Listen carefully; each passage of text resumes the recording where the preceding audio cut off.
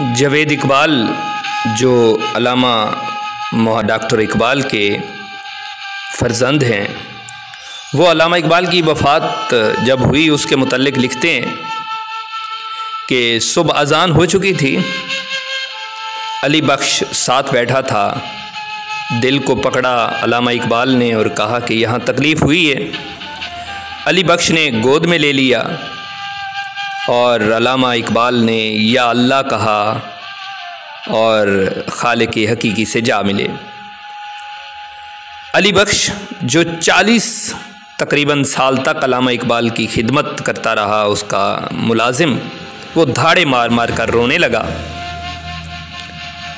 मौत को समझे हैं गाफिल इख्तिताम ज़िंदगी, है ये शाम ज़िंदगी सुबह दवाम ज़िंदगी। मरने वाले की जबीं रोशन है इस जुल्मात में, जिस तरह तारे चमकते हैं अंधेरी रात में। तो डॉक्टर जावेद इकबाल कहते हैं कि जब अल्लामा की तबीयत बिगड़ने लगी तो डॉक्टर अब्दुल क़य्यूम ने कहा कि मैं अफ़यून का इंजेक्शन लगा देता हूँ और आपको सुकून मिल जाएगा, नींद आ जाएगी। अल्लामा इकबाल ने कहा कि बेहोशी के आलम में मैं मौत का सामना नहीं करना चाहता। कहारियो, गफ्फारियो, कुद्दूसियो, जबारूत, ये 4 अनासिर हों तो बनता है मुसलमान। एक दफ़ा कहते हैं, डॉक्टर जावेद इकबाल ही कहते हैं कि एक दफ़ा अल्लामा इकबाल ने हुक्म दिया कि कोई शेर सुनाओ। मुझे समझ ना आई कि कौन से अशार सुनाऊं, तो साथ उनके जो दोस्त हैं सर मोहम्मद शफ़ी बैठे थे, उन्होंने कहा कि हाल ही के अशार सुनाओ। मैंने उनकी तरफ देखा तो उन्होंने कहा कि नबियों में रहमत लक़ब पाने वाला सुनाओ।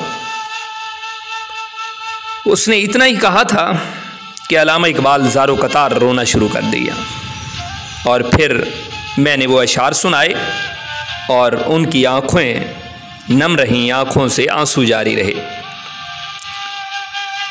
जावेद इकबाल कहते हैं कि मैं उन्हें अखबार पढ़कर सुनाया करता था और अशार भी सुनाता था।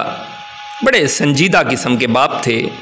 शायद वो ज़माना ही ऐसा था, पाबंदियाँ भी थीं, सिनेमा नहीं देखना, ग़रूब आफ्ताब के बाद घर से बाहर नहीं रहना, अंग्रेज़ी लिबास नहीं पहनना, इस किस्म की पाबंदियाँ थीं। खून बहता नहीं देख सकते थे, कमज़ोरी थी ये उनकी। मुझे हुक्म था कि बकरीद में जब बकरा ज़िबा हो रहा हो तो मैं वहाँ रहूं, लेकिन ख़ुद नहीं देखते थे, ख़ुद एक तरफ हो जाते थे। एक दफ़ा मैं अपनी आँखों पे पट्टी बांध के अपनी वालदा के पीछे भाग रहा था, जैसे बच्चे खेलते हैं, तो मैं गिरा और मेरा होंठ कट गया, खून बहने लगा। तो सामने जब आए तो बहुत परेशान हुए और मुंह नीचे कर लिया। इस हवाले से बड़े एक नाजुक मिजाज थे।